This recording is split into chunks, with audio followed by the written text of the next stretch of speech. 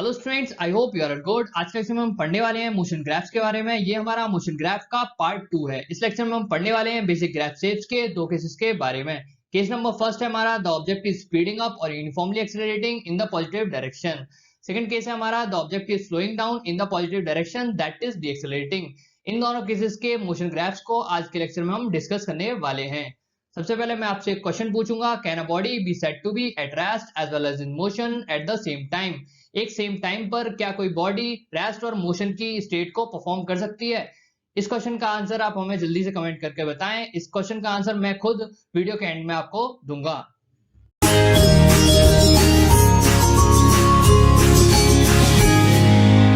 अगर आपने motion graph part 1 का लेक्चर नहीं देखा है तो आप हमारे चैनल की प्लेलिस्ट में जाकर ये लेक्चर देख सकते हैं।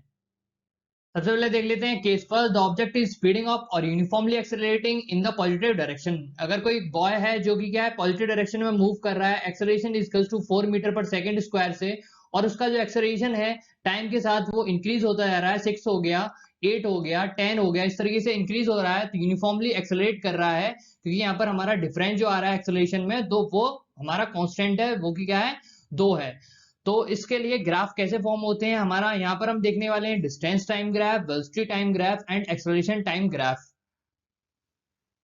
तो सबसे पहले देख लेते हैं distance time graph. Distance time graph case first के लिए जो आता है वो हमारा कर्व आता है, और इस कर्व का जो स्लोप होगा या फिर ग्रेडियंट होगा वो हमारा वेरिंग होगा, क्योंकि अगर मैं इस पॉइंट पर क्या है टेंजेंट ड्रॉ करूं और जो टेंजेंट क्या है एक्स एक्सिस से एंगल फॉर्म करती है वही हमारा स्लोप कहलाता है, और इस पॉइंट पर अगर मैं टेंजेंट ड्रॉ करूं तो जो एंगल फॉर्म होगा वो अलग होगा, थीटा डैश होगा। ये और ये एंगल क्या है वेरी कर रहे हैं, इस वजह से हमारा यहाँ पर स्लोप भी वेरी कर रहा है।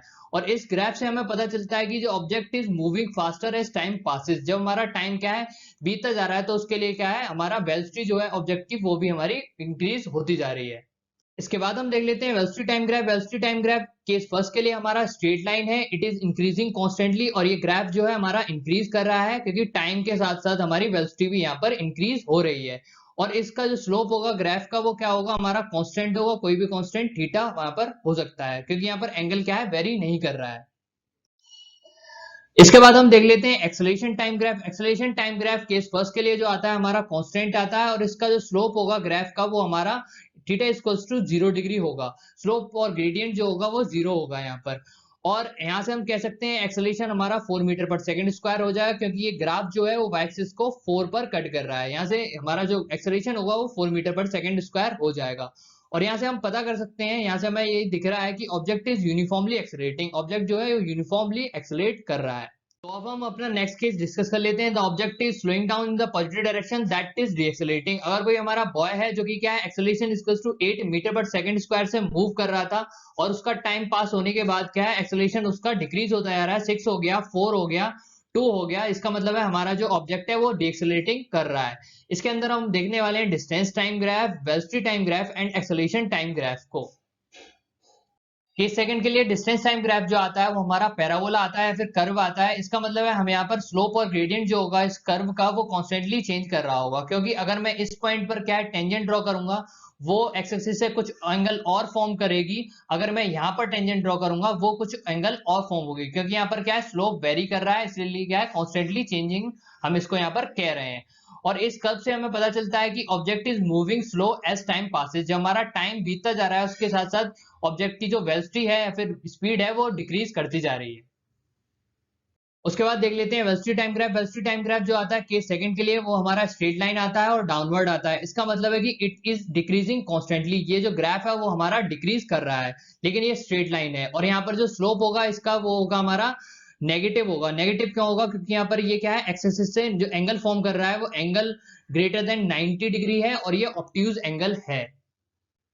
उसके बाद हम देख लेते हैं acceleration time graph. Acceleration time graph जो है हमारा केस सेकंड के लिए वो हमारा कांस्टेंट है, और इसका जो स्लोप होगा वो हमारा 0 होगा, क्योंकि थीटा इक्वल्स टू 0 डिग्री यहाँ पर है। एंगल जो फॉर्म कर रहा है ये ग्राफ एक्स एक्सिस से वो हमारा 0 डिग्री है। और यहाँ पर जो acceleration equals to -4 metre per second है, यहाँ पर माइनस साइन जो है वो रिप्रेजेंट कर रहा है डीएक्सेलरेशन को। और -4 मीटर पर सेकंड कैसे आया? क्योंकि ये ग्राफ जो है वो वाई एक्सिस को यानी कि एक्सेलरेशन की जो एक्सिस है उसको क्या है -4 पर कट कर रहा है, यानी कि टाइम एक्सिस से नीचे ये फॉर्म हो रहा है, नेगेटिव में ये फॉर्म हो रहा है, इसी वजह से यहाँ पर क्या है एक्सेलरेशन जो आया वो -4 मीटर पर सेकंड स्क्वायर आया है।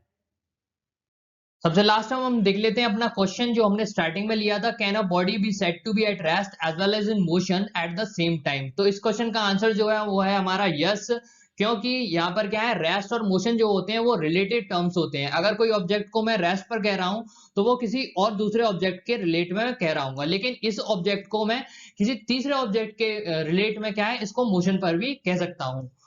तो ये क्या है, दोनों रिलेटिव टर्म्स हैं, इस वजह से यहाँ पर इसका जो आंसर होगा वो हमारा यस होगा। अगर इसको और अच्छे से आपको समझना है तो हम हमारी मोशन इन स्ट्रेट लाइन की जो फर्स्ट वीडियो है प्लेलिस्ट में जाकर वो देख सकते हैं।